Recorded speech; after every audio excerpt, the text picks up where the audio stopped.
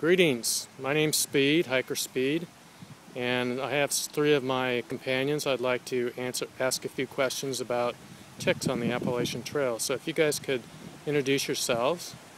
I'm Mash. I'm Professor. I'm Robin Hood. Good. So my first question is, what was your familiarity or awareness about tick-borne disease on the Appalachian Trail before you started? Well, I think for myself, I'd heard a lot about Lyme disease, and when I looked at the map, I noticed that we were passing some towns with the same name as the disease, so that did give me some concern of making sure I don't get deer ticks.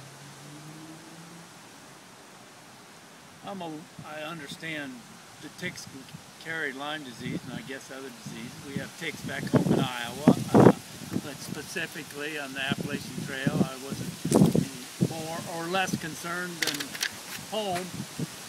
Leave it. Yeah, same with me. I knew that ticks would carry Lyme disease and that we'd pass through states that had significant numbers of ticks that carried Lyme disease, but that was pretty much the extent of my knowledge. So my next question is, what are you doing personally to prevent tick-borne illness? Well, for myself, I'm just basically trying to check my body when I stop for lunch, any exposed skin, and do the same thing in the evenings. Myself too, same thing. I started wearing long pants, and I treated my clothes with permethrin, which is a tick repellent. I also do daily checks to make sure I'm not carrying ticks on me. I have two more questions. The next one is, what has been your experience with the number of ticks that you've encountered on the trail, either crawling on your body or being attached? Actually, for myself, I think it's a lot less than I had expected. On the average, I'm probably finding a tick every other day or every third day on me, where I'd expected to find several ticks every day on me. Now, I probably could have had some Lyme disease ticks. They're so small that I may not even have seen them.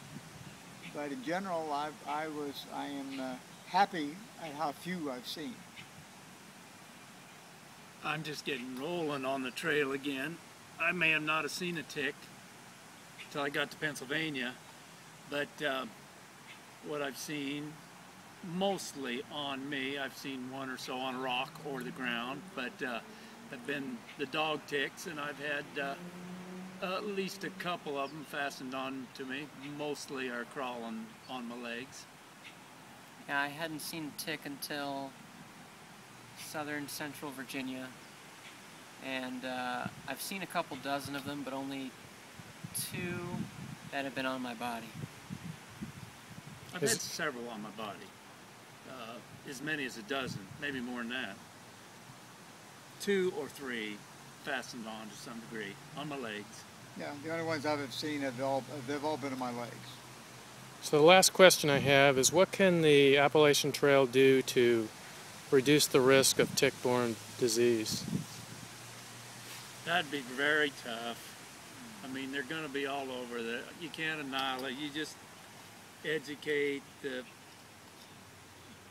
population. You educate the hikers, or try to, and they're on their own. I would say you could probably put up some notices in some of the shelters. You could probably get people like the AWOL guide and some of the other guides to make some prominent notes in there about them, so that people are more aware of exactly what they are and what the concerns are.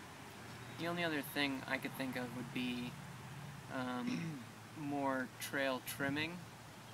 I think when some of the longer grass gets overgrown, ticks are more likely to get attached to hikers. So if you're wading through knee-high grass, I think that's probably where the ticks like to be. So.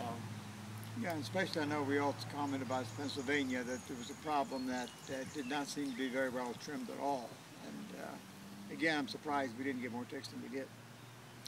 Okay, thanks guys. We're viewing this on July 9th, and we're in New Jersey. Thank you.